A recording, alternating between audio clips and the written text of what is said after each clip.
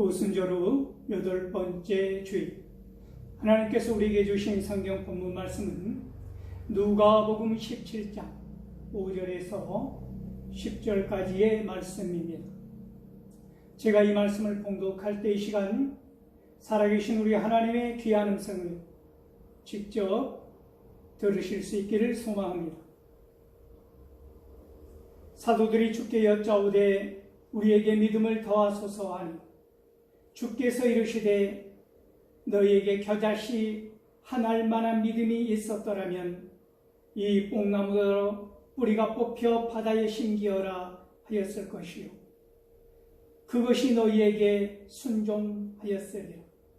너희 중 누구에게 밭을 갈거나 양을 치거나 하는 종이 있어 밭에서 돌아오면 그대로 곧 와 앉아서 먹으라 말할 자가 있느냐.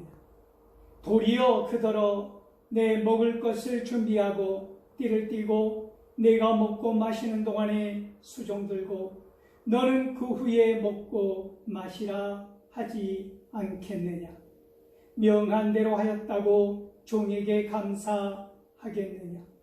이와 같이 너희도 명령 받은 것을 다 행한 후에 이르기를 우리는 무익한 종이라 우리가 하여야 할 일을 한 것뿐이라 할지니라. 아멘.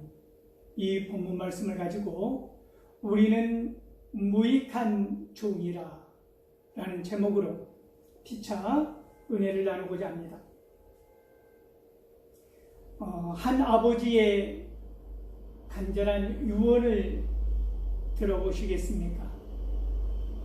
아들아, 너희 동생들을 잘 도와주어라. 그들이 이 세상을 살아갈 수 있도록 힘을 보태주어라. 잘못된 길로 빠지지 않도록 잘 지키고 인도하여라. 설령 잘못을 저질렀다고 하여도 미워하지 말고 용서하고 잘 살아갈 수 있도록 살펴주어라. 잠잠히 듣고 있던 아들이 고개 들고 한 말은 이것입니다. 그러면 아버지, 나에게 유산을 더 주세요.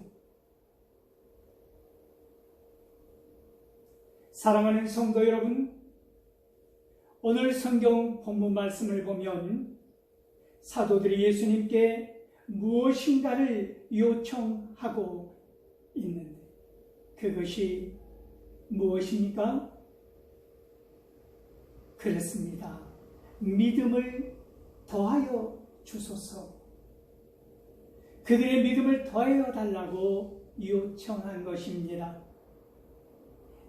여러분은 사도들의 이 요청을 어떻게 생각하십니까? 사도들은 어찌하여 이러한 요청을 하게 된 것일까요? 오늘 본문 말씀 위에 있는 누가복음 17장 1절에서 4절 말씀을 보면 주님은 분명히 제자들에게 아주 단호한 어조로 말씀하시는 것을, 가르치시는 것을 볼 수 있습니다. 다른 형제들에 대한 제자들의 이중적인 행동과 독선적이고 배타적인 태도를 보신 것은 아닐까요? 그들의 다듬어지지 않은 말과 거친 태도와 능력 없이 거들먹거리는 거만함과 사랑이 결핍된 욕망과 결단력 부족한 우유부단함과 소심과 비전 없는 고집과 게으름과 태만함은 작은 자, 연약한 자들에게 영적으로도 아주 큰 해악을 끼칠 수 있다고 하는 것을 날카롭게 지적하고 계신 것입니다. 예수님의 특별한 관심은 작은 자였습니다. 그들은 여자들과 세리와 죄인 등과 같이 사회적으로 천대받은 사람들, 사마리아인과 이방인 같은 멸시받는 사람들이었습니다. 그러나 그들은 세상적인 온갖 수모와 멸시 천대에도 불구하고 환영하고 맞이해주는 단 한 사람, 그 예수님을 따랐던 것입니다. 뜨거운 마음으로 가르침을 새기고 살았던 사람들의 모습을 우리는 성경을 통해서 그들의 삶을 들여다볼 수 있지 않았습니까? 잃은 양을 구하고 죄인들을 찾으시고 구원하시기 위하여 오신 예수님께서 이러한 작은 자들 귀하고 소중히 여기신 것은 지극히 당연한 일인 것이지. 그러나 어느 시대나 세상의 풍조는 그러하듯이 이러한 작은 자들, 연약한 자들은 세상 속에서, 공동체 가운데서, 심지어 교회에서조차도 배척을 당하거나 소외당하는 현실 아닙니까?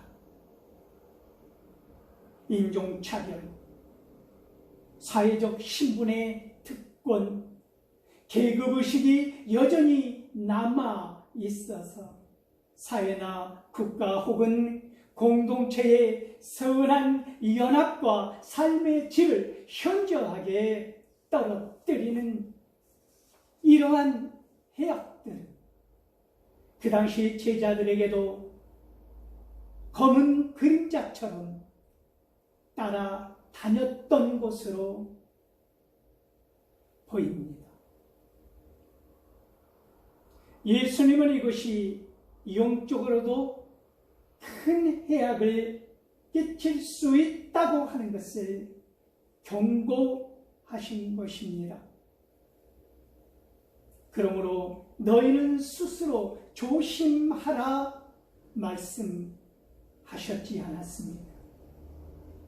그리고 이어서 깊은 바다에, 그것도 연자 맷돌을 그 목에 걸고 차라리 던져지는 것이 더 낫다고 하는 죄가 분명히 있다고 하는 것입니다. 그것이 무엇이지요? 그렇습니다. 작은 자들, 연약한 자들, 힘없고 가진 것 없고 내세울 것 없고 자랑할 것 없는 자들, 오직 하나님만이 유일한 해결책이고 방법인 작은 자들, 연약한 자들, 이들을 실족하게 하는 것이라고 주님은 분명하게 말씀하신 것입니다. 너희 지위가, 힘과 능력이 권세와 전통, 혹은 받은 은사와 달란트가 폭력적으로 사용되어져서 누군가 작은 자들에게 그것이 상처가 되고 절망이 되고 죽음이 된다. 주님은 반드시 그것을 기억하고 갚으시겠다고 말씀하신 것입니다. 그러므로 너희는 스스로 조심하라 엄중한 경고를 선포하신 것이지요. 만일 너희 형제가 죄를 범하거든 경고하고 회개하거든 용서하라. 만일 하루에 7번이라도 내게 죄를 짓고 7번 내게 돌아와 내가 회개하노라 하거든 너는 용서하라. 무한정한 용서를 말씀하십니다. 예수님은 작은 자를 실족해 하는 행위를 엄중하게 경고하신 다른 사람을 용서하는 마음 자세는 무한정이어야 함을 강조하신 것입니다. 죄 지은 자를 비판하고 책망하며 정죄하기는 얼마나 쉽습니까? 그러나 그 죄인을 용서하기란 결코 쉽지 않은 일입니다. 그러나 예수님은 무한정한 죄의 용서를 요구하신 것입니다. 그의 회개의 의지가 전제되어 있는 것이긴 하지만 끝없는 용서를 말씀하신 것입니다. 사랑하는 성도 여러분, 작은 자에 대한 주님의 마음으로 보듬고 살기가 쉽지 않다는 것입니다. 용서할 수 없는 죄인에 대한 아버지의 마음을 품고 그들을 용서하고 살아가기가 결코 쉽지 않다고 하는 것이지. 오늘 사도들은 예수님의 이러한 가르침 앞에서 지금 현재의 자기 심정으로는 그렇게는 도저히 살 수 없다는 것을 어쩌면 처참하게 고백하고 있는 것은 아닐까요? 우리에게 믿음을 더하소서. 혹자는 사도들의 이 요청을 통하여 겸손이라는 단어를 아주 쉽게 꺼내 들던데 저는 처참한 자기인식의 고백이라고 보고 싶은 것입니다. 믿음은 물리적 차원에 머무르는 양적인 부피가 아니라고 하는 것이지. 주님께 보다 큰 믿음을 받아서 영적으로 더욱 강하게 되어서 주님이 명령하신 것을 비로소 행할 수 있게 되는 그런 믿음이 아니라는 것입니다. 그러므로 사도들이 우리에게 믿음을 더하소서라고 했을 때 예수님의 대답은 단호하게 그러한 믿음은 필요가 없다고 말씀하고 계신 것은 아닐까요? 아들이 아버지의 유언대로 동생들을 보살피기 위해서는 더 많은 유산, 더 많은 돈이 필요한 것이 아니라 진실로 아버지의 그 마음이 필요한 것입니다. 너희에게 지금 필요한 것은 양적으로 더 많은 믿음이 아니라 질적으로 겨자씨 하나만한 믿음이라는 것입니다. 비록 작은 겨자씨이지만 그 속에 생명이 깃들여 있으므로 싹이 트고 자라서 큰 나무를 이루는 것처럼 생명의 씨와 같은 그 생명 있는 믿음이 중요한 것이라고 말씀하는 것입니다.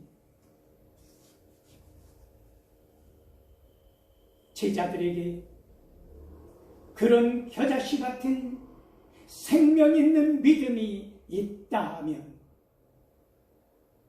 주님께서 말씀하시고 지금 이 순간 가르치시는 것보다 제자들이 그것이 버거워서 우리는 할 수 없사오니 나에게 믿음을 더하소서라고 요청하였던 그보다 더 큰 일들도 능히 수 있다는 것입니다. 뿌리가 깊고 강하기로 유명한 뽕나무 뿌리마저도 뽑혀서 바다에 심기워지는 놀라운 역사를 이루게 될 것이라고 예수는 간곡하게 말씀하셨습니다. 결국 무슨 말씀입니까? 그렇습니다. 믿음을 더하는 것이 문제가 아니라 너희에게는 지금 그러한 겨자씨만한 생명의 믿음이 없다고 하는 것입니다.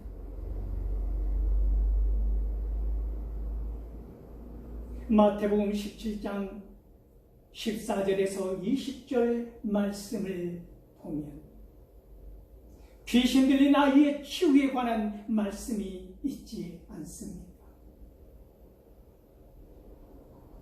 그들이 무리에게 이르렀을 때 한 사람이 예수께 와서 무릎을 꿇고 엎드리지 않았습니까? 그러면서 아들을 불쌍히 여겨달라는 것입니다. 그가 간 길로 심히 고생하여 불인지 물인지 모르고 뛰어들기 때문에 언제 죽을지 모르는 운명에 처해 있다는 것입니다. 귀신이 들렸다고 하는 것이지요. 내가 주의 제자들에게 데리고 왔으나 어찌했다고 했습니까? 그가 말하기를 제자들은 능히 고치지 못하더라는 것입니다. 예수님의 대답은 무엇이었습니까? 너희 믿음이 없는 자들아, 악한 세대요, 내가 얼마나 너희와 함께 있으며 얼마나 너희와 너희에게 참으리요 말씀하시면서 이에 꾸짖으시니 귀신이 나가고 그 아들이 병에서 노임을 받았지 않았습니까? 이때 제자들이 의미심장한 모습을 우리에게 보여주는데 예수님께 조용히 나아갔다고 하는 것입니다. 그러면서 묻지 않았습니까? 우리에게는 어찌하여 이런 능력이 나가지 않았습니까? 우리는 어찌하여 쫓아내지 못하였습니까? 라고 물었다는 것입니다. 예수님의 대답은 무엇이지요? 너희 믿음이 적은 까닭이라고 말씀하신 것입니다. 진실로 너희에게 이르노니 만일 너희에게 믿음이 겨자씨 한 알만큼만 있어도 이 산을 명하여 저기로 옮겨지리라 하면 옮겨질 것이고 또 너희가 못할 것이 없느니라 말씀하신 것입니다.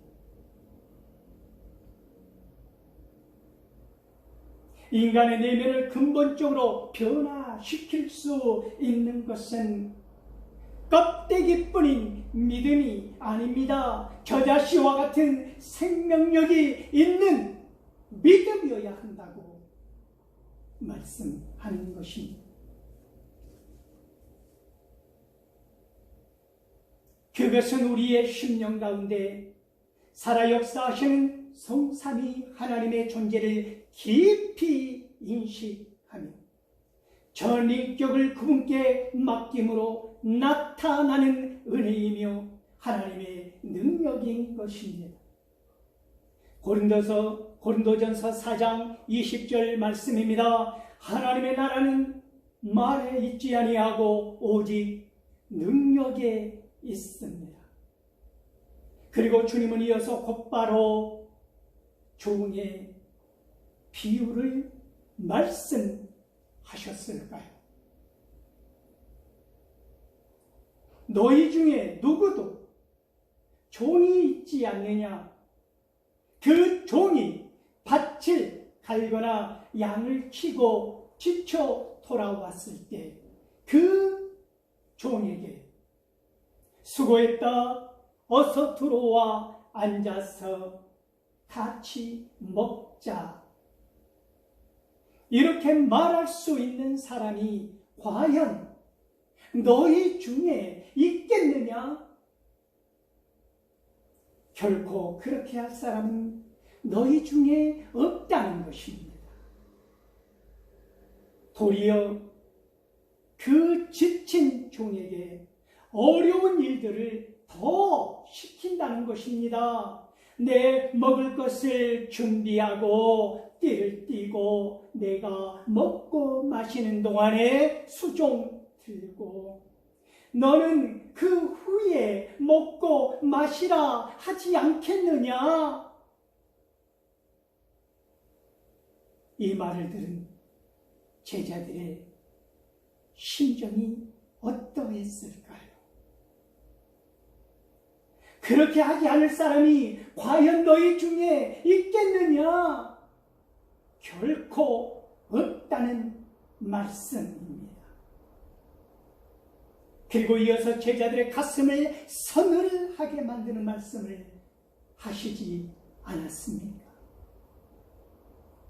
너희의 종이 명한 대로 다 하였다고. 과연 너희 중에 종에게 감사할 사람이 있겠느냐? 결코 너희 중에는 그렇게 겨자씨만한 믿음을 가진 자가 없다는 말씀을 하신 것입니다. 그러므로 이와 같이 너희도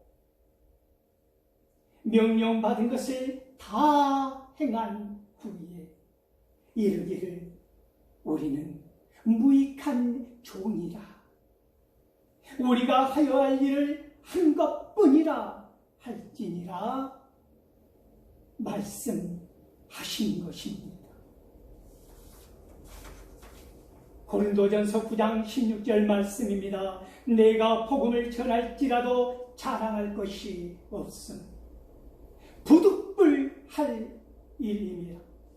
만일 복음을 전하지 아니하면 내게 화가 있을 것입니다. 에레미야 20장 9절 말씀입니다. 내가 다시는 여호와를 선포하지 아니하며 그의 이름으로 말하지 아니하리라 하면 나의 마음이 불붙는 것 같아서 골수에 사무친 답답하여 견딜 수 없나이다. 이런 믿음, 우리 안에 겨자씨만한 이런 생명의 믿음이 있는지요? 그렇다면 너희가 당연히 믿음을 갖고 해야 할 모든 일을 했다고 하여 마치 특별한 사역을 너무 멋지게 위대하게 이룬 것처럼 모든 일들을 자랑거리로 삼지 말라는 것입니다. 너희를 주님 앞에 내세우고 큰 예배당을 배경 삼아 마치 한국 교회사에 큰 획을 그은 엄청난 일을 한 것처럼, 없어서는 아니 될 사람처럼 제발 교만하게 굴지 말라는 말씀을 하신 것입니다. 그 누구도 하나님 앞에서 특별한 높임을 받고 상을 받아야 한다고 자기 목소리를 높여서 자기 권리를 주장할 사람은 없는 것입니다. 우리에게 진실로 겨자씨 하나만한 믿음이 있다면 우리는 우리가 당연히 해야 할 일을 마치고 우리가 할 말은 오직 이것뿐입니다. 우리는 무익한 종이야.